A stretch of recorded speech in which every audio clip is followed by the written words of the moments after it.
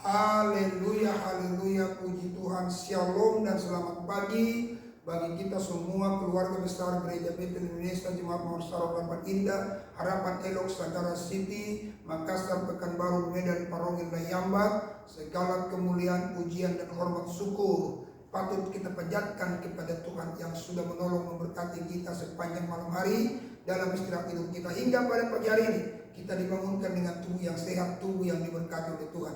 Sebagaimana biasanya kita membaca firman Allah sebagai tuntunan langkah hidup kita sepanjang hari ini sebelum kita melaksanakan segala aktivitas kita. Oleh karena itu marilah kita tundukkan kepala, kita berdoa. Bapa dalam surga, kepadamu di saat pagi hari ini kami kembali datang kepadamu ya Tuhan. Terima kasih Bapa, terima kasih pada pagi hari ini sebelum kami memulai aktivitas dan kegiatan kami akan terlebih dahulu membaca kebenaran firman-Mu. Biarlah firman yang boleh kami baca boleh senantiasa menjadi kekuatan penopang dalam setiap kami menjalani kehidupan kami hari lepas hari. Terima kasih Bapa, terima kasih. Dalam nama Tuhan kami Yesus Kristus kami datang berdoa kepadamu. Haleluya. Amin. Baiklah, saat ini kita akan membaca dalam kitab Roma pasal yang ke-15 dengan judul perikop orang yang lemah dan orang yang kuat. Kita yang kuat wajib menanggung kelemahan orang yang tidak kuat, dan jangan kita mencari kesenangan kita sendiri. Setiap orang di antara kita harus mencari kesenangan sesama kita demi kebaikannya untuk membangun. Karena Kristus juga tidak mencari kesenangannya sendiri, tetapi seperti ada tertulis, kata-kata cercaan mereka yang mencerca engkau telah mengenai aku. Sebab segala sesuatu yang ditulis dahulu telah ditulis untuk menjadi pelajaran bagi kita, supaya kita teguh berpegang pada pengharapan oleh ketekunan dan penghiburan dari kitab suci. Semoga Allah yang adalah sumber ketekunan dan penghiburan mengaruniakan kerukunan kepada kamu sesuai dengan kehendak Kristus Yesus, Sehingga dengan satu hati dan satu suara kamu memuliakan Allah dan Bapa Tuhan kita Yesus Kristus. Sebab itu terimalah satu akan yang lain, sama seperti Kristus juga telah menerima kita untuk kemuliaan Allah. Yang aku maksudkan ialah bahwa oleh karena kebenaran Allah, Kristus telah menjadi pelayan orang-orang bersunat untuk mengokohkan janji yang telah diberikannya kepada nenek moyang kita, Dan untuk memungkinkan bangsa-bangsa supaya mereka memuliakan Allah karena rahmat-Nya, seperti ada tertulis, sebab itu aku akan memuliakan engkau di antara bangsa-bangsa dan menyanyikan mazmur bagi nama. Dan selanjutnya, bersukacitalah hai bangsa-bangsa dengan umat-Nya. dan lagi, pujilah Tuhan, hai kamu semua bangsa-bangsa, dan biarlah segala suku bangsa memuji Dia. Dan selanjutnya kata Yesaya, taruh dari pangkal Isai akan terbit, dan ia akan bangkit untuk memerintah bangsa-bangsa, dan kepadanya lah bangsa-bangsa akan menaruh harapan. Semoga Allah, sumber pengharapan, memenuhi kamu dengan segala sukacita dan damai sejahtera dalam iman kamu, supaya oleh ketekunan Roh Kudus kamu berlimpah-limpah dalam pengharapan. Paulus menjelaskan dasar-dasar tulisannya. Saudara-saudaraku, aku sendiri memang yakin tentang kamu, bahwa kamu juga telah penuh dengan kebaikan dan dengan segala pengetahuan dan sanggup untuk saling menasihati. Namun karena kasih karunia yang telah dianugerahkan Allah kepadaku, aku di sana sini dengan agak berani telah menulis kepadamu untuk mengingatkan kamu, Yaitu bahwa aku boleh menjadi pelayan Kristus Yesus bagi bangsa-bangsa bukan Yahudi dalam pelayanan pemberitaan Injil Allah, supaya bangsa-bangsa bukan Yahudi dapat diterima oleh Allah sebagai persembahan yang berkenan kepadanya, yang disucikan oleh Roh Kudus. Jadi dalam Kristus aku boleh bermegah tentang pelayananku bagi Allah. sebab aku tidak akan berani berkata-kata tentang sesuatu yang lain kecuali tentang apa yang telah dikerjakan Kristus olehku, yaitu untuk memimpin bangsa-bangsa lain kepada ketaatan oleh perkataan dan perbuatan, Oleh kuasa, tanda-tanda dan mujizat-mujizat oleh kuasa Roh. Demikianlah dalam perjalanan keliling dari Yerusalem sampai ke Ilirikum, aku telah memberitakan sepenuhnya Injil Kristus. Dan dalam pemberitaan itu aku menganggap sebagai kehormatanku bahwa aku tidak melakukannya di tempat-tempat di mana nama Kristus telah dikenal orang, supaya aku jangan membangun di atas dasar yang telah diletakkan orang lain. Tetapi sesuai dengan yang ada tertulis, mereka yang belum pernah menerima berita tentang Dia akan melihat Dia, dan mereka yang tidak pernah mendengarnya akan mengertinya.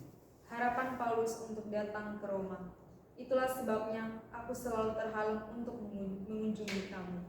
Tetapi sekarang, karena aku tidak lagi mempunyai tempat kerja di daerah ini, dan karena aku telah beberapa tahun lamanya ingin mengunjungi kamu,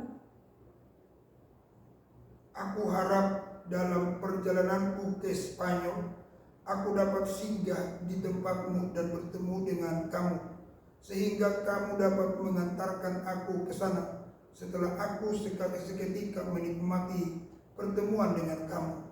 Tetapi sekarang aku sedang dalam perjalanan ke Yerusalem untuk mengantarkan bantuan kepada orang-orang kudus. sebab Makedonia dan Akaya telah mengambil keputusan untuk menyumbangkan sesuatu kepada orang-orang miskin di antara orang-orang kudus di Yerusalem. Keputusan itu memang telah mereka ambil, tetapi itu adalah kewajiban mereka.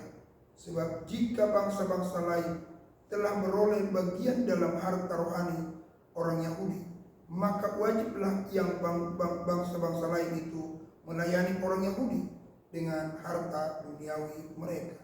Apabila aku sudah menunaikan tugas itu dan sudah menyerahkan hasil usaha bangsa-bangsa lain itu kepada mereka, aku akan berangkat ke Spanyol melalui kota kamu.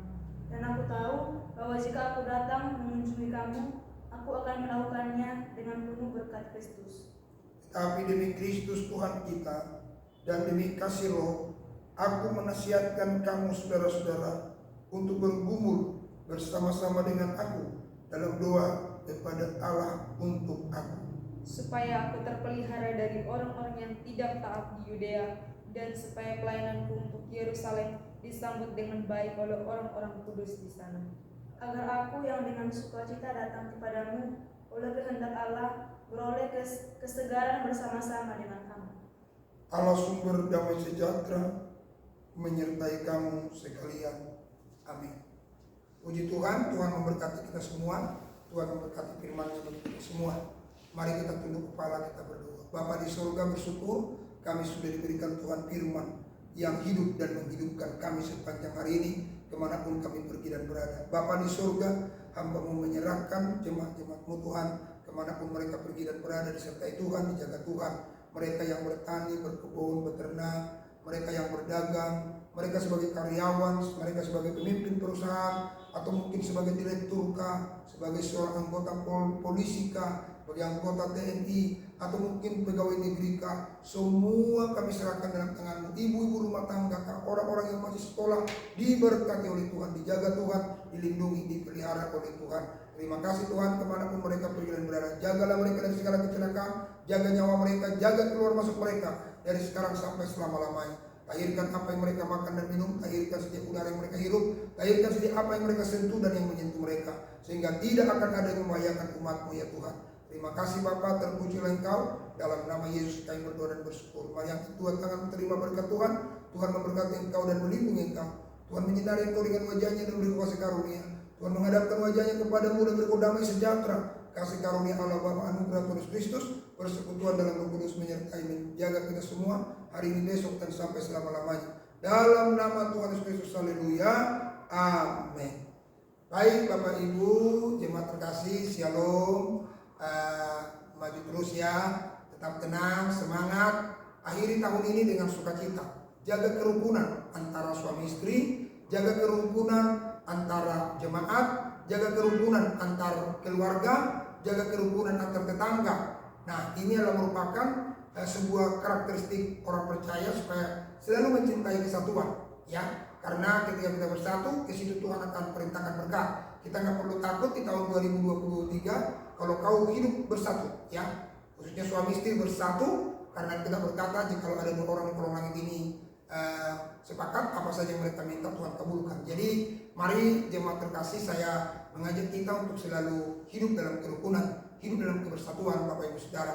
Ya, nggak usah mencari soal-soal yang tidak penting Bapak Ibu Saudara ya. Dalam kita berjemaat, baik yang ada di Harapan Indah, Harapan Elok Sagara City, demikian juga yang ada di Makassar, Pekanbaru, Medan, Arongin, Layambat. Jangan cari soal-soal yang tidak penting kepada Ibu Saudara. Mari kita jaga persatuan, mari kita jaga kesehatan kita. Bersama-sama kita pasti bisa. Kalau kita bersatu pasti kita kuat. Kalau kita bersatu pasti perkara besar terjadi Bapak Ibu Saudara. Khususnya di Harapan Indah, Harapan Elok Sagara City, kita punya impian besar, yaitu membangun gereja 1000 bangku. Jadi tanpa kesatuan, tanpa kerukunan, semuanya ini sia-sia Bapak Ibu Saudara. Kekuatan kita terbatas, semua terbatas. Tapi kalau kita rukun, Tuhan perintahkan berkat buat kita yang tidak pernah kita pikirkan, yang tidak pernah terlintas di hati. Itu yang Tuhan sediakan bagi kita. Oleh karena itu, mari jemaat yang terkasih maju terus dan tetap semangat. Haleluya. Amin.